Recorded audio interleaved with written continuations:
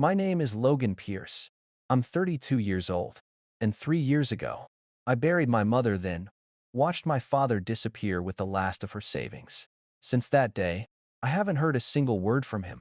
No calls, no texts, nothing. Until tonight.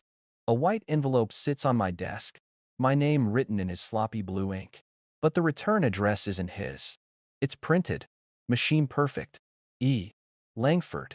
And in the corner, faint but deliberate, a circle split by two crossing lines. That symbol, I'd seen it once before. Before I continue, tell me where you're watching from. And hit like and subscribe if you've ever been betrayed by family. Because what I'm about to tell you isn't just about money. It's about bloodlines, secrets, and the kind of loyalty that leaves scars. That letter didn't reconnect my family. It reopened something that was never meant to be found. I grew up in a house where love came with receipts. If Dad fixed your bike, you owed him a clean car. If he bought groceries, you'd hear about it every time the fridge door opened.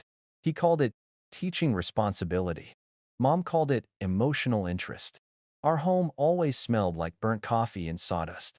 Dad was a contractor who never finished what he started, half-built decks, promises, relationships. He used to say, "Nothing in life is free, kid." He wasn't wrong, but the way he said it made it sound like a threat. Mom, Caroline, tried to balance him out. She worked late at the Langford Infrastructure offices, her family's company, and came home smelling of printer ink and cold perfume.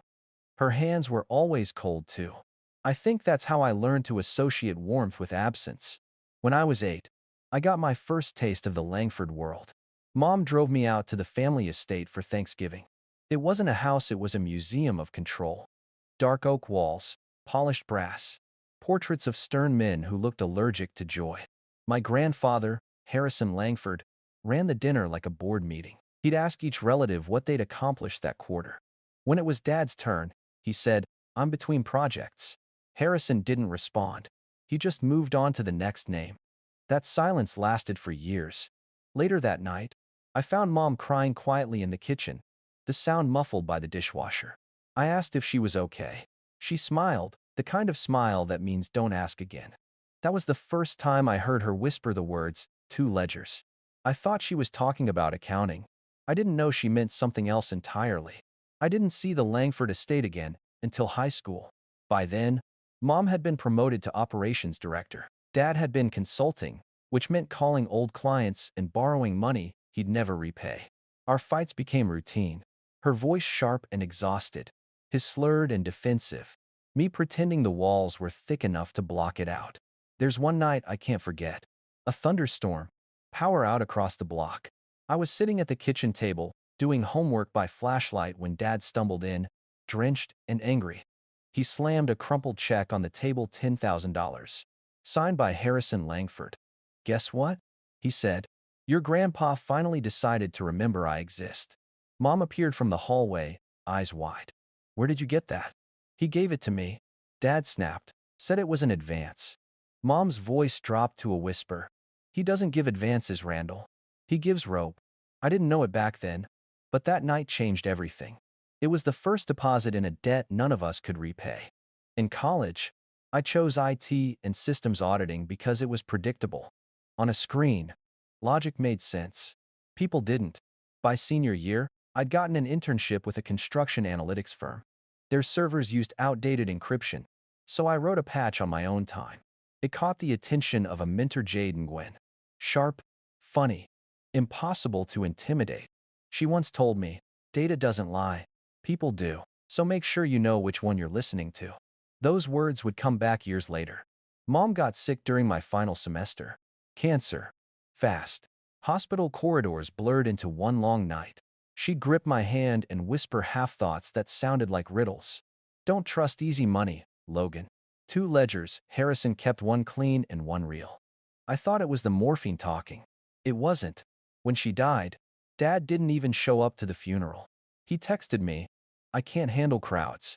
A week later, I found out he'd emptied her secondary account, every cent she'd set aside for medical bills. I called him once. He didn't pick up, so I stopped calling. After that, it was just me. I worked my way up through audit consulting, the kind of job where you learn how greed hides in plain sight. Every client thought their mistake was unique. It never was. Behind every scandal, every missing dollar, there was always a name written twice. One on paper, one off. 3 years passed in silence. Then last week, the letter arrived. White envelope, blue ink. My father's handwriting, but a return address that didn't belong to him. E. Langford. Mom's maiden name. My bloodline. When I saw it, I felt my stomach drop like I'd swallowed lead. For a moment, I thought about tearing it open. But then the phone rang. Logan, a voice said. It was Harrison, my grandfather. Still sharp at 82. Still capable of making you feel like you'd failed a test you didn't know you were taking.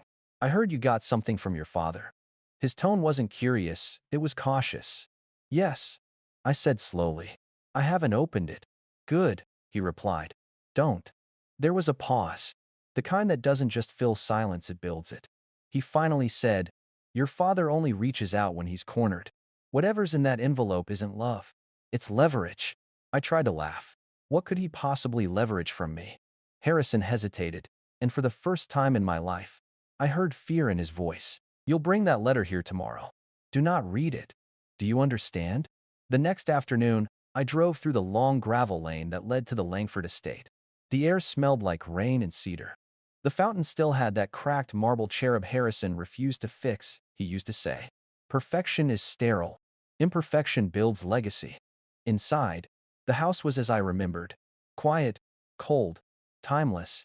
He was waiting in the study, sitting behind the same mahogany desk I'd hidden under as a child. I handed him the envelope. He studied it for a long time before speaking. Then he looked up at me and said, that's not your father's address. What do you mean? The handwriting is his, yes, but the return label isn't. Look. He slid it back to me. The label was printed, clean, machine-aligned. The name read E. Langford. I frowned. Who's that? Harrison's jaw tightened. My sister. That caught me off guard. You never told me you had a sister. Because she's been dead to me for 50 years. I wanted to ask more. But he stood up, went to the window, and stared at the hills. She was brilliant, he said finally, and dangerous. We built the Langford Heritage Trust together in 1979. She tried to take it all by creating something we called the Twin Ledger. One book for the courts, one for the truth. He turned back toward me, his eyes colder than I'd ever seen them. Your father must have found it. He said it like a death sentence. I didn't understand it then, but I would soon. That letter wasn't just a message. It was an opening move. That night I couldn't sleep. Every clock in the estate ticked too loudly, and every creak in the hallway felt deliberate. The envelope sat on Harrison's desk, still unopened, lit by the dim amber of the desk lamp. I stared at it from the couch across the room until dawn. It looked harmless, just paper and ink. But deep down, I knew better. In my family, nothing was ever just paper. At breakfast, Harrison acted as if nothing had happened. He read the financial section, sipped black coffee, and ignored the silence stretching between us. Finally, I asked, what happens now? He didn't look up. Now, he said, we find out who else knows. Knows what? He folded the newspaper slowly. That the past isn't buried. It's been waiting. He made a call that morning to an old contact, Marjorie Vale, a family lawyer from the firm Keating and Vale.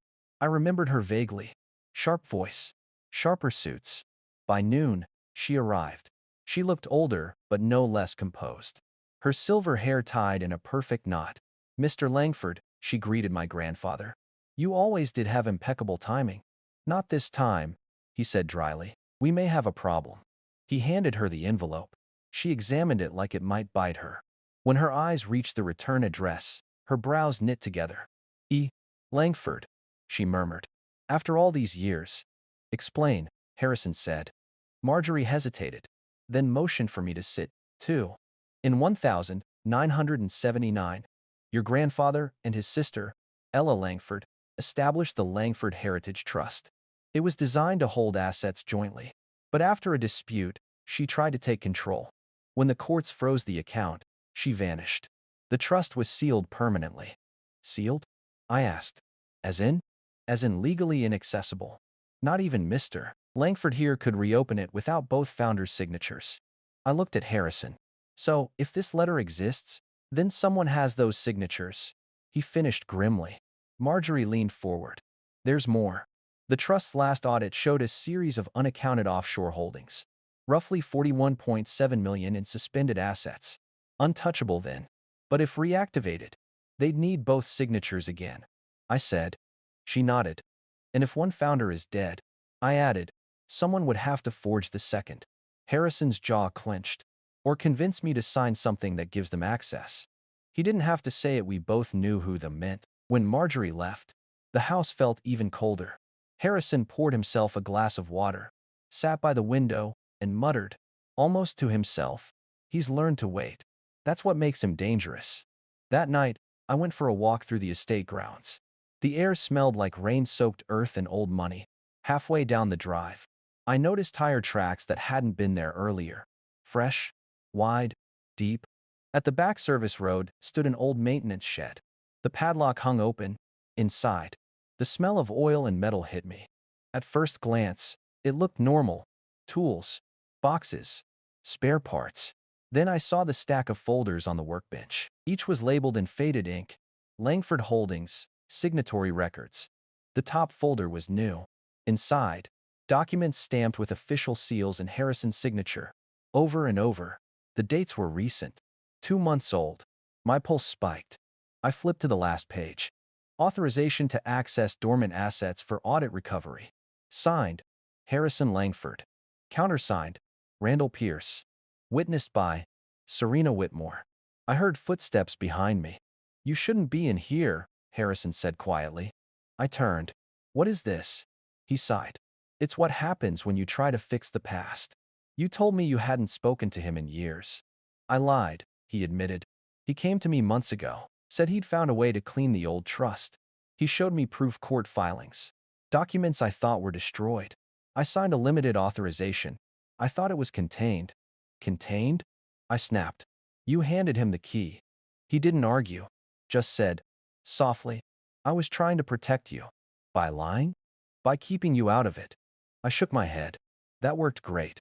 When we got back inside, he locked the shed behind us and said, from now on, you stay here. No calls. No visitors. I didn't answer. Because the truth was, I no longer trusted him. 2 nights later, I woke to a buzzing phone on my nightstand. Unknown number. I almost ignored it until I saw the area code. My father's. I answered. Logan. His voice came, low and calm, the way you talk to a cornered animal. You're with him, aren't you? Dad, I need you to listen. Whatever Harrison told you, it's not the full story. Really? Because it sounds like you conned him into signing half a fortune over to you. He laughed softly. You think I'm the villain? Ask him about Ellis Fund. Ask who really stole from who. Then the line went dead. I sat in the dark, the silence pulsing in my ears. Ellis Fund. The phrase wouldn't leave me. The next morning, I told Harrison about the call. He didn't flinch. Didn't even look surprised. He reached out sooner than I expected, he said. What's Ellis Fund? I demanded. He hesitated. That's not for you to worry about. That phrase, not for you to worry about, was the Langford version of shut up. That was the moment I realized something ugly. Both men were lying to me. One out of greed, the other out of pride. The following week blurred into suspicion and half-truths. Harrison spent hours on the phone behind closed doors. I caught snippets through the study door words like inheritance line, frozen accounts, signatory breach. Meanwhile, I dug into the estate's network myself. Old habits die hard. Hidden in a forgotten backup drive, I found a folder labeled LHT 1979 DUP. Inside were scanned documents from the original trust, partnership agreements, property deeds, and a photo Harrison and a woman identical to him except for the eyes. Cold, calculating eyes. Across the back of the photo, written in faded pen, one book for them, one for us. That night, I dreamed of the twin ledger, a mirror of numbers. One clean, one true. I woke up sweating, heart pounding. The image of that symbol circle and crossed lines burned behind my eyelids. I didn't know it yet, but that dream wasn't imagination. It was memory. Mom had shown me that symbol once when I was a kid, on the back of an old invoice. She'd smiled sadly and said, if you ever see this again, walk away. Now it was too late for that. By the end of that week, A black SUV started parking just beyond the front gate every night. Same spot, same hour. Headlights off. Ellis, the old groundskeeper, mentioned seeing a faint reflection on its windshield, a circular decal split by two diagonal lines. The twin ledger mark. I stopped sleeping. Every night, I sat by the window, watching that car. And for the first time in years, I wondered if my father wasn't the only one trying to use me. When Harrison finally said, "We're opening the letter," I didn't argue. He tore it open with surgical precision, sliding out two sheets of paper. His face changed as he read. He handed it to me silently. It wasn't handwritten. Typed, sterile, businesslike, to the rightful heir of the Langford Heritage Trust. By bloodline and documentation, you are entitled to claim the remaining holdings under the Langford portfolio. To proceed, contact the executor listed. Do not disclose this correspondence. This is your only notice. At the bottom, a signature. Ella Langford. My hand shook. She's alive? I whispered. Harrison didn't answer. He just stared at the faint watermark, printed beneath the text, the same twin ledger symbol. Only this time, it wasn't ink. It was embossed. That's when I realized this wasn't an invitation. It was a test. The morning after we opened the letter, Harrison didn't say a word to me. He simply folded the pages, sealed them back into the envelope, and locked it inside the top drawer of his desk. The key hung from his wrist on a thin silver chain, the same one that used to hold his wedding ring. When I asked what he planned to do, he just said, "We wait." Wait for what?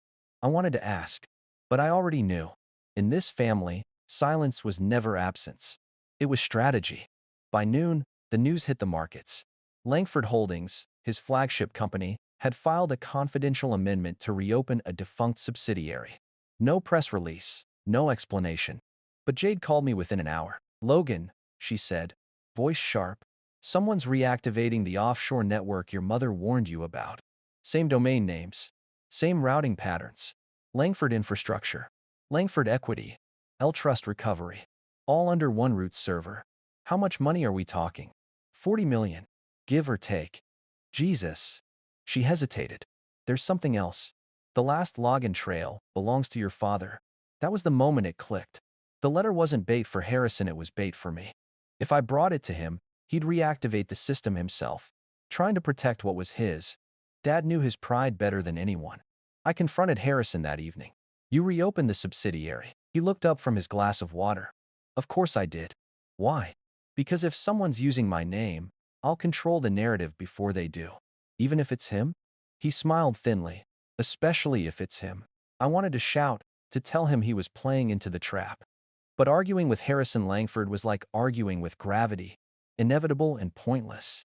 That night, I called Jade again. "Can you trace the transfers?" I asked. "I can try. But whoever's doing it is good, like government-level encryption good." She paused. "You should also know. There's a woman attached to the filings. Serena Whitmore. She's been emailing the bank as a compliance officer." "I don't know that name." "Maybe Kumsagraph. Maybe you should." 2 days later, Serena called me. Her voice was calm, polished, expensive. "Mr. Pierce, I'm with Crestview Capital. We're auditing the Langford accounts on behalf of a private client. Your name has come up as a signatory." "I didn't sign anything." "That's what worries me," she said. "I'd like to meet in person." We met at a coffee shop downtown. She looked like the kind of woman who could sell ice to a glacier tall. Blonde. The kind of presence that fills silence without effort. She slid a folder across the table. Inside were scanned copies of documents, contracts, authorizations, all bearing my name. Perfectly forged. "Whoever did this," she said, "had access to your old digital signature key. That's not easy to get." "My father," I said quietly. She tilted her head. "Then you already know what's happening." I didn't answer. She leaned in. "If we move fast, we can stop him. But you'll need to trust me." Her perfume smelled like citrus and smoke. Something about it felt deliberate, too deliberate. When I got home that evening, Harrison was waiting in the study. "She reached out, didn't she?" I froze. "You knew?" He nodded. "She's been circling the trust for months. Works for a holding company that tried to buy one of our shell firms years ago. Ella's side of the family, I believe." "So she's with them?" He shrugged. "Maybe. Or maybe she's with him. Hard to tell anymore. He stood, walked to the window, and said, almost wistfully, "You ever notice how history doesn't repeat it recruits?" I didn't answer, because behind him, reflected in the glass, I could see headlights flashing once from beyond the gate. The same black SUV. Still waiting. That night, I made a decision. If everyone else was lying to me, I'd build my own truth. I set up a secure line with Jade. She'd handle the data trail. I'd handle the people. Step 1. Find proof that Harrison had signed something more than a limited audit authorization. Step 2. Get Serena to slip up. The next morning, I searched Harrison's office while he was on a call. In the locked drawer beneath the desk, I found a flash drive labeled L. Trust, Access, V2. Encrypted. But inside the file structure, one line of metadata stood out. Author, R. Pierce. Date modified, 2 months ago. That wasn't a coincidence. That was choreography. When I plugged the drive into my laptop, a password prompt appeared. Beneath it, a message line read, "One book for them. One for us." My stomach dropped. I texted Jade one word. Twin. Jade called me 10 minutes later. "Did you just send me a file named Twin?" "Yeah." "Then we've got a serious problem." Her voice was tight, like she was trying not to raise it. "This isn't just an access drive. It's a shadow directory, one that mirrors Harrison's entire corporate network. But there's a duplicate log for every transaction. Each one labeled T2. That's the second ledger. Logan. The one your mom warned you about." I felt the room tilt slightly. "Can you tell where it leads?" "Not yet. But the IP address routing the last login came from the estate." "Harrison's office?" She hesitated. "No. The East Wing. That's abandoned." "Not anymore." I grabbed a flashlight and headed down the hall. The East Wing smelled like dust and lemon polish, a part of the house frozen in another decade. At the end of the corridor stood a door I hadn't opened since childhood, the old archive room. The lock had been replaced. Electronic keypad. New wiring. When I pressed my ear to the door, I heard the faint hum of a computer server. Inside, a terminal screen glowed faintly in the dark. Someone had set up a full workstation. Twin monitors. External drives stacked like tombstones. Papers scattered everywhere. And in the center of the desk, a photo. Dad, smiling beside Serena Whitmore. They were standing outside a glass office building with Whitmore Capital Group etched into the wall. The timestamp on the photo? 2 weeks ago. I backed away slowly, my chest tight. That was when the screen blinked to life. A new message appeared. "Welcome back, Logan." Then the cursor blinked twice before another line typed itself out. "You finally found the second ledger. Took you long enough." I froze. "Jade," I whispered into the phone. "Someone's in the system right now." "Get out of there," she hissed. Before I could move, the monitor flickered again, and a video file began to play. It was security footage. Grainy, silent. Harrison and Serena in his study, shaking hands. Then she slid a folder across the desk. He opened it, looked inside, and nodded. Jade's voice crackled through the line. "Logan, that file's timestamped 3 weeks before your dad's access logs. You're saying Grandpa started this. I'm saying maybe he was never the victim." The truth landed like a punch. All this time, Harrison had been warning me about manipulation, about legacy. But he'd already reopened the trust himself, probably thinking he could outsmart Randall. He just didn't realize he'd invited the devil through the front door. That night, the confrontation was inevitable. I found him in the study, staring at the fireplace. The envelope lay open beside him, its edges curling in the heat. "When were you going to tell me you signed with Serena?" I asked. He didn't turn around. "You found the server," he said simply. "So, it's true. She came to me with proof. She said Randall was moving against me." "And you believed her?" "I wanted to." He finally turned, eyes hollow. "I thought I could use her to draw him out. But I underestimated how much she already knew." I stepped closer. "You didn't underestimate her. You overestimated yourself." His lips twitched into something halfway between pride and regret. "You sound just like your mother." "Good." He didn't say another word, but I saw it in his eyes. He'd already realized the damage was done. The accounts had been reactivated. The second ledger was alive again. Later that night, Jade confirmed the final blow. "Logan, the trust has been drained. 41.7 million gone." I sank into the chair, numb. "How?" "They used your digital signature. It's ironclad." I laughed bitterly. So now I'm the perfect fall guy. Not if we move first, Jade said. We can trace the route, but it'll take time. Time was the one thing my family had already run out of. The next morning, I woke to the sound of shouting downstairs. By the time I reached the study, Harrison was on the phone, red-faced, gripping the receiver like it was a lifeline. You said the accounts were locked, he roared. A pause. Then quieter. You can't trace it? What do you mean you can't trace it? When he slammed the phone down, his hands were shaking. He took it, he whispered. Randall took everything. I wanted to feel pity, but all I felt was exhaustion. Decades of power and pride had led us here, two men staring at ashes, each pretending they hadn't lit the match. I left the study without a word. Outside, the sky was low and gray, threatening rain. From the gate, I could see that same SUV parked across the road. But this time, the engine wasn't idling. It was empty. On the hood, someone had drawn the twin ledger symbol in the dust, two crossing lines through a circle. Fresh. Precise.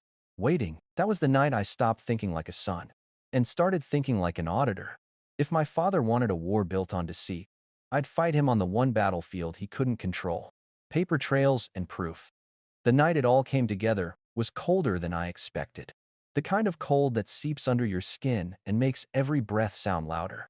Jade and I had been planning for weeks, building fake entities, scrubbing metadata, planting breadcrumbs. Every step had been deliberate, quiet, methodical. The final move would take place in a downtown restaurant called the Mariner's Table, the kind of place with dim lights, expensive wine, and too many secrets. That was where my father had agreed to meet a man named Marcus Heller. He thought Marcus was a private investor, interested in buying distressed family assets.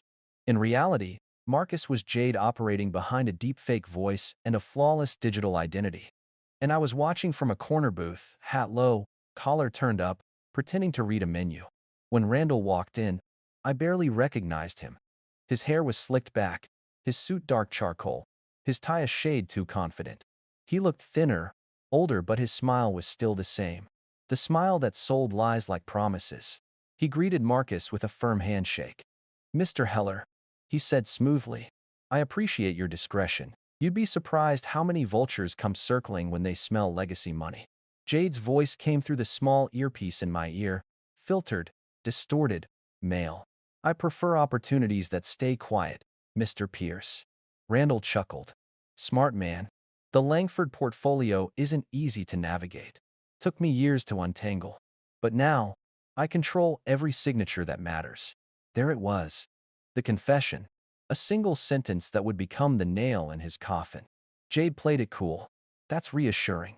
I've heard the Pierce name carries weight, though some might call it controversial talk. My father smirked. Controversy's just a tax you pay for winning. He slid a leather folder across the table. Inside is proof of ownership, complete control of the Hinsari, Langford Holdings, properties, equities, offshore accounts, all of it routed clean. Even my son's signature's on file. My chest tightened. Hearing him say it out loud, so casual, so smug, made something inside me twist. Jade opened the folder, pretending to skim the papers. Impressive. But before we move forward, I'll need verification that you are the sole decision-maker. Randall leaned back, swirling his wine like a king entertaining a peasant. Of course, he said. Everything passes through me. Every document, every transfer, every authorization. It's all mine. The recorder embedded in the restaurant's centerpiece candle flickered red. The sound file was clean, time-stamped, and legally admissible. I looked at him for the first time in 3 years, really looked. And I realized the most terrifying thing about my father wasn't his greed. It was his calm. He truly believed he'd won. He raised his glass to new beginnings. And I almost smiled because he had no idea he was drinking to his own ending. Jade finished the meeting with polite efficiency, promising to review the portfolio and schedule final transfers. Randall left first, tipping the waiter like a man who just sealed his next fortune. When the door closed behind him, I exhaled for the first time in an hour. Jade's voice came through my earpiece. Got it. The audio's clean. Metadata's solid. He basically signed his own indictment. I nodded. Send everything through the whistleblower line tonight. You sure? I've never been more sure of anything. By morning, the evidence had already hit the federal servers. Audio recordings. digital trails, shell company blueprints. Randall Pierce had tied his own noose, and all we had to do was hand over the rope. The fallout was immediate. Within 48 hours, his accounts were frozen. Within 72, his name hit every financial news feed in the country. Private developer under federal investigation for fraud and identity theft. His photo, the same smug grin from the restaurant, was plastered across the front page. I watched the coverage from Harrison's study. My grandfather sat silently in his chair, eyes fixed on the TV. When Randall's voice played the line, "I control every signature that matters," he closed his eyes. "God help him," Harrison whispered. Then, quieter, "And God help us all." For a brief second, I almost pitied my father. Almost. That night, as the investigation widened, Serena Whitmore's name surfaced too. Federal agents raided her downtown office, seizing documents, servers, hard drives. Every single thread led back to one network, Twin Ledger. By dawn, both Randall and Serena were officially named co-conspirators in a multi-million-dollar laundering scheme. I stood outside the estate, watching reporters swarm the gate like carrion birds. Jade called from a burner line. "It's done," she said simply. "Yeah," I whispered. "It's over." "Is it?" Her silence on the other end said more than words could. Later that afternoon, I found Harrison in his study again. He looked smaller somehow, but calmer. "You did what I couldn't," he said. "You ended it." I shook my head. "I didn't end it. I just exposed it." He smiled faintly. "That's how real endings begin." He reached into his desk drawer and pulled out a letter, the same one we'd opened weeks ago. He held it over the fire until the edges caught flame. The paper curled, blackened, and turned to ash. "Legacy," he murmured, watching the embers drift upward, "isn't what you leave behind. It's what you stop passing forward." For the first time in my life, I understood what he meant. But as the flames died, I noticed something on the corner of the desk, a photo. Serena, shaking hands with Harrison, the same one from the archive room. Except now, I could see the timestamp clearly. 3 days before the first offshore transfer. And in that moment, my stomach dropped. Harrison hadn't been a bystander. He'd been the spark. I didn't confront him. Not yet. Because revenge, real revenge, isn't about screaming. It's about precision. And now that I'd inherited the ruins, I knew exactly how to rebuild them. The investigation consumed everything. Every paper, every server, every trace of the family name was now evidence. Randall's mugshot was everywhere, eyes hollow, jaw tight. Pride finally stripped bare. He was sentenced to 12 years in federal prison for fraud, identity theft, and conspiracy. Serena vanished before her trial. Rumor said she'd cut a deal, traded information for silence. But no one could prove it. For the first time in years, the house felt quiet. Not peaceful, just empty. Like the walls themselves were holding their breath. I spent my days cleaning up the wreckage, selling off the remaining properties, dissolving shell companies, cutting out the cancer one signature at a time. When the court finally cleared my name, I used the recovered funds to start something new. The Caroline Foundation, a grant for young architects rebuilding after bankruptcy, named for the only person in this family who ever built anything honest. It didn't erase what we'd done, but it gave the name Pierce a different weight. One night, Jade stopped by my apartment, a takeout bag in one hand, laptop in the other. She didn't say hello, just powered on the screen and turned it toward me. "I thought you'd want to see this," she said. It was a transaction log, fresh, time-stamped only 2 days earlier. A cold wallet, still active, still moving $500,000 every quarter. Destination, Whitmore Capital Holdings. Sender, E. Langford. Trust. I frowned. Ella Langford still alive? Jade shook her head. Not possible. She'd be 90. Then someone's using her name. Someone smart, she said, and patient. The more I stared at the screen, the more I saw the pattern. It wasn't random. It was deliberate, precise. Whoever was behind it wasn't stealing, they were repositioning, preparing for something. Jade looked at me carefully. "You think it's Serena?" "Maybe," I said. "Or maybe the person she worked for." "You're not going after them, are you?"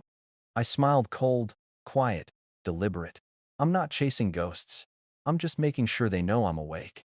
Outside, the rain had started again, steady, relentless. The kind that washed everything clean but never quite reached the cracks. I stood by the window, watching the drops trace crooked paths down the glass. My father's game was over, but his wasn't the only hand that moved the pieces. And now, I was finally ready to play. If you've ever felt like the outsider in your own family, like the truth was something everyone else agreed to forget, hit subscribe and tell me where you're watching from. Because stories like mine don't end with justice. They end with silence, and then someone brave enough to break it. I thought revenge meant winning, but now I know it means reclaiming the narrative before it buries you. This isn't just a story about betrayal. It's about bloodlines, power, and the price of finally saying no. And trust me, this story isn't over.